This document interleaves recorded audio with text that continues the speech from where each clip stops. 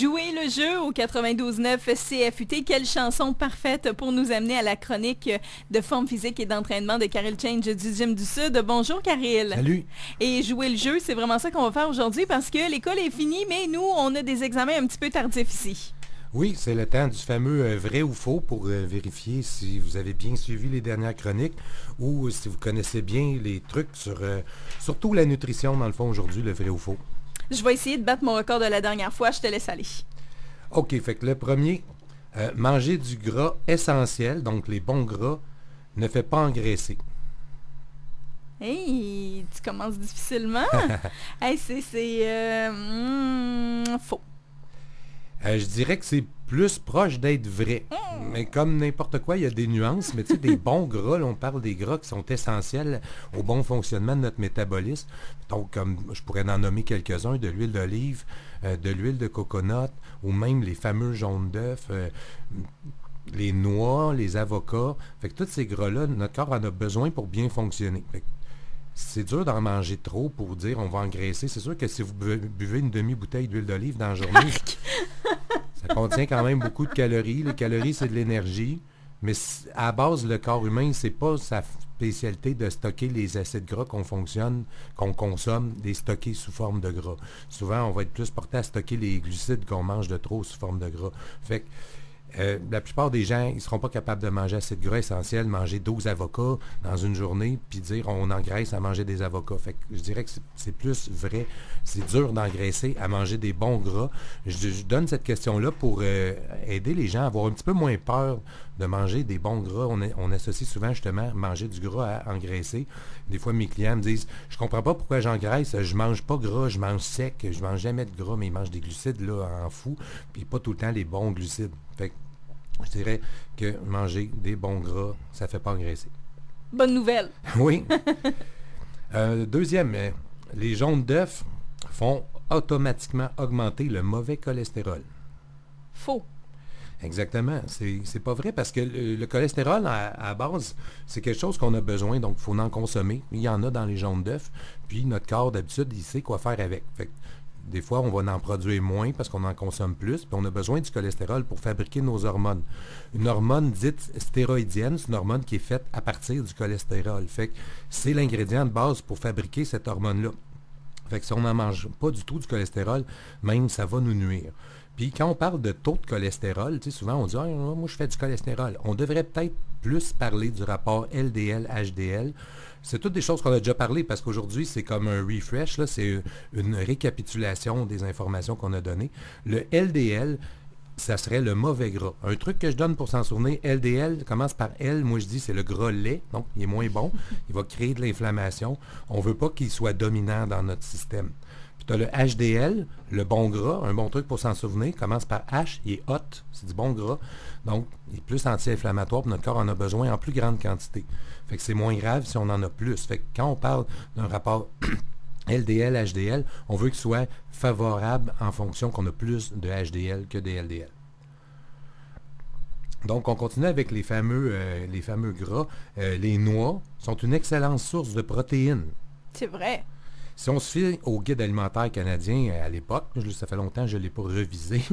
Oui, il a bien changé dernièrement aussi. Il a changé un peu, je sais qu'on recommande moins les produits laitiers qu'avant. Oui. Les noix ne sont pas une excellente source de protéines, dans le sens que c'est plus une source de gras, justement des bons gras. Et puis, oui, il y a des protéines un petit peu dans les noix, comme dans d'autres produits, comme le soya, mais les gras qui viennent des végétaux, pas les gras, excusez, les protéines qui viennent des végétaux sont difficilement assimilées par le corps humain. Fait que, aussi, souvent, c'est des protéines qui sont incomplètes. Ils ne contiennent pas tous les acides aminés essentiels qu'une protéine complète devrait contenir. Fait qu'on consomme une protéine qui est incomplète et puis on ne l'assimile pas bien. Donc, ce n'est pas une bonne source de protéines, mais ça contient, si on regarde les ingrédients, les informations nutritionnelles sur un sac de noix, il y a beaucoup plus de gras que d'autres choses dans une noix. Ce n'est pas un mauvais gras, c'est un bon gras, mais ce n'est pas une bonne source de protéines. On ne peut pas remplacer un steak par une poignée de noix. Mais c'est bon de manger un steak avec une poignée de noix. C'est ça l'affaire. Il y a beaucoup de sauces faites avec des cachous aussi, hein? Oui. C'est incroyable la variété de sortes de sauces justement pour les pâtes ou encore pour la viande qui vont être faites à partir de cachous. Même du gâteau au fromage fait au cachou. Oui, puis en cuisine thaïlandaise, on utilise beaucoup aussi les arachides. Ouais, Ça, c'est très intéressant. C'est des bons gras. Le jus de fruits ne peut pas s'avérer engraissant. Parce que c'est des fruits. Wow, là, t'es un petit peu trop négatif dans ta phrase. Là. Je te dirais que le jus de fruits n'est pas bon pour la santé parce qu'on fait une augmentation de taux de sucre assez rapide avec ça, que tu avais déjà dit, si je ne me trompe pas. C'est sûr qu'un fruit qui a été transformé en jus, on y a enlevé des fibres. Donc, le taux de sucre va monter beaucoup plus vite que si on mangeait un fruit. Puis aussi, on va avoir beaucoup plus de sucre parce qu'on est capable de boire l'équivalent de 8 oranges en jus. Soyez-vous à table, essayez de manger 8 oranges. Après 3, là, vous allez être tanné. Donc, c'est vrai, c'est facile d'abuser du sucre de fruits quand on y va avec les jus de fruits. Évidemment, ils ne sont pas tous créés égaux. Il y a des jus de fruits qui n'ont pas de sucre ajouté, déjà, c'est mieux. Il y a des jus de fruits qui sont faits avec des fruits frais. Il y a des jus de fruits qui sont frais pressés. Là. Vraiment, mettons, vous achetez un extracteur à jus, puis là, vous faites des bons jus. Vous dites, Karel, il a dit que c'était pas bon, que c'était pas santé. Donc, ça peut être bon, ça peut être intéressant, mais il faut réfléchir, c'est quoi l'avantage de transformer un fruit en jus, puis de se priver des fibres. On parle souvent, on a besoin de 25 à 35 grammes de fibres par jour pour que notre métabolisme, notre système digestif fonctionne bien. Fait qu'il faut aller les chercher en quelque part, ces fibres-là. Fait qu'il vaut mieux essayer de manger des fruits non transformés en jus. Puis si on veut travailler avec des jus, des fois dans certaines médecines, on veut aller chercher un surplus de qu'est-ce que, mettons, les carottes contiennent. On ne peut pas manger un sac de carottes. Il faut faire des jus frais pressés avec l'extracteur à jus. Fait que ça peut être engraissant des jus de fruits parce qu'on peut en consommer beaucoup. Quelqu'un qui boit 2 litres de jus d'orange par jour, c'est garanti qu'il va engraisser avec ça. Puis même un jus là, cheap, là, pasteurisé, puis tout ça, un 20-30 grammes de jus de fruits, c'est quasiment la même chose que manger une barre de chocolat dans notre corps. Hein, quand on regarde le nombre de calories qu'il y a en arrière d'un plat de jus, des fois, c'est hallucinant la quantité qui peut se retrouver là-dedans. Là, tu dis combien de temps ça me prend à faire du tapis ou à lever des poids pour gaspiller ces nombres de calories-là, puis là, tu laisses ton jus là. Oui, il vaut mieux y aller avec un petit eau citronnée. L'été, ça fait du bien, puis ça nettoie. On peut manger des légumes à volonté sans engraisser. Autant de légumes qu'on veut. Moi, je te dirais que c'est vrai. Oui. À moins que vous ayez une volonté vraiment hors norme, là, je connais personne qui peut manger assez de céleri, de carottes ou de fèves vertes pour dire j'ai engraissé, là, j'ai mangé 8 livres de fèves vertes puis j'ai pris du gras avec ça.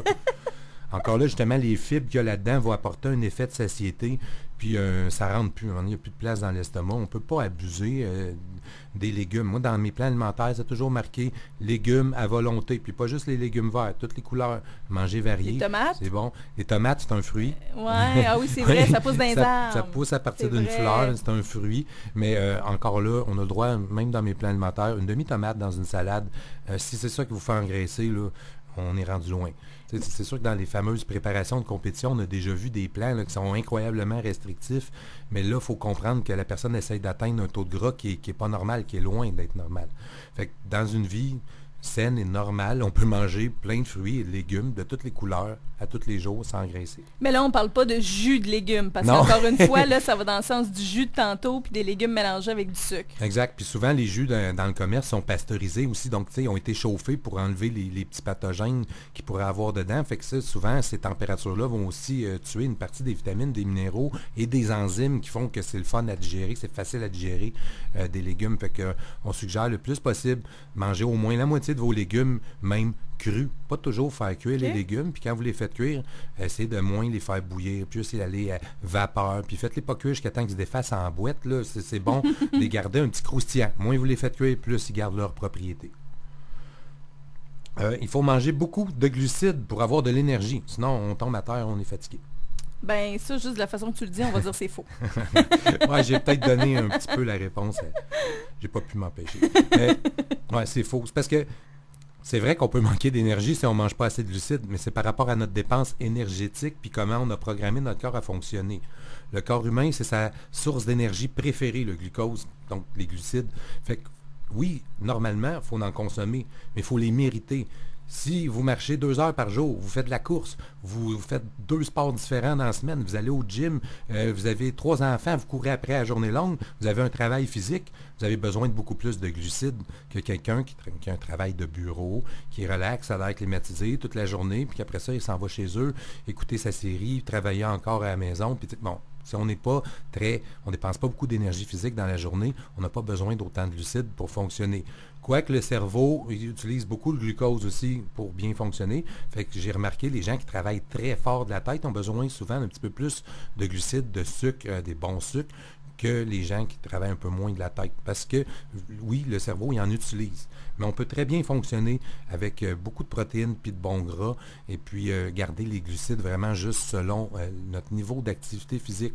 Puis souvent, c'est une journée où on fait beaucoup plus d'activité physique, mais on peut en consommer un peu plus. Puis une journée qu'on est plus sédentaire, on en consomme un peu moins. Il faut apprendre à se connaître. Puis encore là, on pourrait en parler longtemps parce que dépendamment des génétiques, il y a des gens qui ont besoin plus de glucides, ils brûlent ça comme du papier journal, puis il y en a qui ont besoin de moins de glucides. Une petite quantité de glucides, d'autres, c'est comme une grosse bûche dans le poêle à bois, là, ça donne l'énergie pendant toute la journée. Fait que, encore là, il faut s'adapter. Puis si vous n'êtes pas sûr, vous pouvez consulter un professionnel pour vous aider. Un petit dernier? Oui. Bon, manger trop de protéines, c'est mauvais pour les reins. Hein? T'as-tu parlé de ça pour vrai? Oui. Oui. Ben, je te dirais faux. Exact. On a peur, des fois, on entend des mythes. Si tu manges trop de protéines, ça va fatiguer tes reins, ça va être mauvais pour tes reins. Là, on parle d'un rein normal là, qui fonctionne bien, qui n'a pas de maladie, qui n'a pas de problème. C'est pas dangereux de manger beaucoup de protéines. C'est pas mauvais du tout pour les reins. C'est bon pour le foie aussi parce que le foie a besoin des acides aminés qu'il y a dans les protéines pour tous les processus de détoxification. Donc, c'est important de manger protéiné, surtout plus vous avez une masse musculaire, plus vous avez besoin de protéines. Puis aussi, en vieillissant, pour se protéger contre la sarcopénie, la perte de masse musculaire en vieillissant, manger protéiné, c'est important. Le mythe vient, selon moi, beaucoup du fait que quand on mange trop de protéines, souvent les acides aminés qui ne sont pas utilisés vont être excrétés par voie rénale. Donc, dans le fond, on va aller à la toilette. On va les éliminer. C'est les reins qui vont les éliminer. Fait que oui, ça les fait travailler, mais c'est leur fonction. C'est normal pour eux de faire ça. Donc, c'est pas nocif. Moi, je dirais qu'il y a bien des choses toxiques qui rentrent dans notre système dans une journée, dans notre vie, qui sont beaucoup plus toxiques que les protéines, comme tous les produits chimiques. Nos reins aussi, ils vont en éliminer une partie, puis ça va les irriter beaucoup plus qu'on a mangé un petit peu trop de steak. Pour les personnes qui ont des questions, qui veulent te rencontrer et discuter justement de tous ces points-là, parce qu'il y a peut-être des questions que les gens font « Ah oui, pour vrai », puis qui veulent avoir plus de détails, ils sont toujours invités à aller te rencontrer. Exactement. À quel endroit? Au Gym du Sud, fait que c'est sur la 105e avenue, puis juste venez nous voir sur les heures d'accueil, 16h à 20h la semaine, et la fin de semaine, c'est un petit peu plus tôt, de 10h à 14h. Sinon, vous pouvez me contacter aussi par les voies habituelles, courriel ou sur Facebook pour prendre rendez-vous. Je te remercie beaucoup, Karil. Passe une belle semaine. Merci, bonne semaine. Merci, bye-bye. Nous, on se dit à demain à compter de 9h30 pour une autre édition du Bonjour d'Isabelle et on se laisse avec Matt Tremblay au 92.9 CFUT. Mon corps n'est plus qu'à toi, je veux être celui-là.